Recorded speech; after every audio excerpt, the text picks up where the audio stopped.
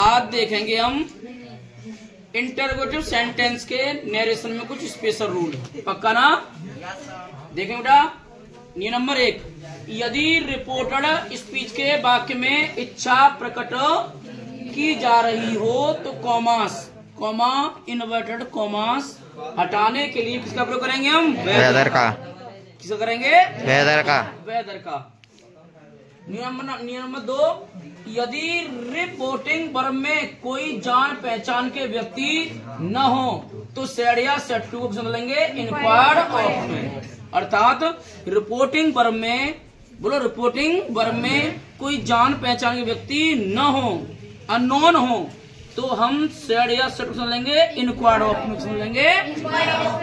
एक तीसरा रूल और है, यदि रिपोर्टिंग वर्ब में ऑब्जेक्ट न हो तो सेड या सेड टू को समझ लेंगे इंक्वायर्ड ऑफ में। पक्का ना? इंक्वायर्ड में केवल अगर ऑब्जेक्ट न हो तो लेंगे इंक्वायर्ड में, अगर ऑब्जेक्ट हो तो इंक्वायर्ड ऑफ में बदला देते हैं। ऑब्जेक्ट है तो इंक्वायर्ड ऑफ, ऑब्जेक्ट नहीं है तो खाली इंक्वायर्ड। बात समझ आ गया? मैंने 3 सेंटेंस लिए, इनको अच्छी तरह से समझेंगे। तो पहला वाक्य, Radha said to her friend, Radha ने अपने मित्र से कहा। तो रिपोर्टिंग वर्ब में उसका मतलब है जान पहचान के लोग हैं, फ्रेंड है ना तो पहचान होगी ना। तो यहाँ पे क्या लगेंगे? आस्क्ड करेंगे। इंक्वायर्ड ऑफ क्यों नहीं लिखेंगे? क्योंकि जान पहचान के व्यक्ति हैं, न होते तो हम क्या लगाते? Inquired of. बात समझ आ रहा है? देखेंगे राधा, इधर देंगे लड़के सही तरह से, राधा आस्क्ड करेगा, राधा हर फ्रेंड की क्या देंगे बेटा? हर फ्रेंड। पक्का? अब यहाँ कॉमा ढालने की सब लोग करेंगे वेदर का। क्यों? डू यू वांट, क्या तुम चाहते हो, to see the Taj Mahal of Agra, क्या तुम आगरा का ताजमहल देखना चाहते हो? तो उसमें क्या पूछ रहा है? इच्छा पूछ रहा है। क्या पूछ रहा है बेटा? इच्छा। तो ये लाएंगे वेदर, चलाएंगे weather, WHETHER। You second person है तो फ्रेंड की जाएगी ही। और ये यहाँ ही क्यों हुआ? जो फ्रेंड है हमारा कॉमन नाउन। क्या हमारा? Common noun. अगर कॉमन नाउन होता है तो हम केवल क्या लिखेंगे? मैस्कुलाइन जेंडर यानी ही, सी नहीं लिख सकते। अगर जेंडर क्लियर नहीं होता है तो हम केवल क्या लिखते हैं? Masculine gender. मैस्कुलाइन जेंडर क्या हो गया? पर ही हो गया। अब डू है present indefinite change to past indefinite, तो डू वांट की जाएगी क्या जाएगी? वांटेड। क्या जाएगी? बोलो, wanted to see the Taj of Agra. बताओ समझ आ गया ना बेटा? इतना? Yes sir.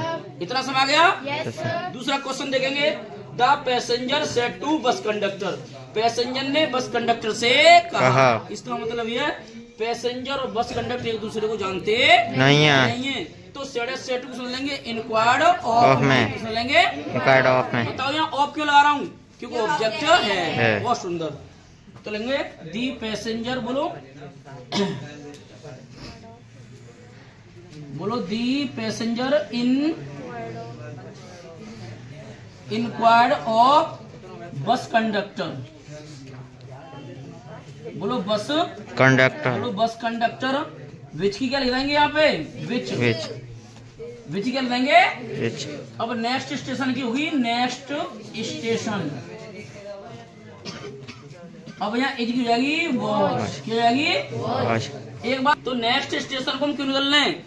क्योंकि ये सब्जेक्ट रूम में आ रहा है। यदि रिपोर्टेड स्पीच वाक्य में सब्जेक्ट में क्या आता है? This, that, these, those, here, ये सब्जेक्ट रूम में आते हैं। ये बोलो ना, अगर ये चीजें क्या आती हैं? सब्जेक्ट रूम में आती हैं तो लाइन बदला नहीं जाता। पक्का ना?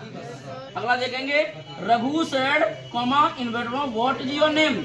इसका मतलब रघु ने किसी से पूछा भैया तुम्हारा नाम क्या है, तो वो जानता नहीं है। बोलो ना? तो क्या लेंगे? इंक्वायर्ड करेंगे। तो इंक्वायर्ड ऑफ क्यों नहीं लगा रहा हूँ? क्योंकि ऑब्जेक्ट नहीं है। तो लाएंगे रघु बोलो इंक्वायर्ड। अब यहाँ ऑब्जेक्ट नहीं है तो यहाँ मान लेंगे ऑब्जेक्ट मी। वॉट की क्या लगेगी हमने? वॉट। योर है तो लिख जाएगी माई, बोलो माई नेम इज हो जाएगा वॉज में। बात समझ आ गया? दोबारा फिर समझेंगे बात और यदि रिपोर्टेड स्पीच के वाक्य में इच्छा पूछी जा रही हो, क्या इच्छा, तो केवल कॉमा हटा लिए वेदर लगेगा। क्या लगेगा? ये क्वाइट राइट है, ध्यान दे लेना। नंबर 2, यदि रिपोर्टेड स्पीच के वाक्य में बोलो कोई जान पहचान के लोग नहीं है तो इंक्वायर्ड ऑफ, पक्का। अगर ऑब्जेक्ट है तो इंक्वायर्ड ऑफ, और ऑब्जेक्ट नहीं है तो खाली इंक्वायर्ड। बताओ ये रूल में आगे नहीं आगे? इसे अच्छी तरह से स्टडी घर जाके भी करना है, यहाँ भी करो, पक्का ना? That's all.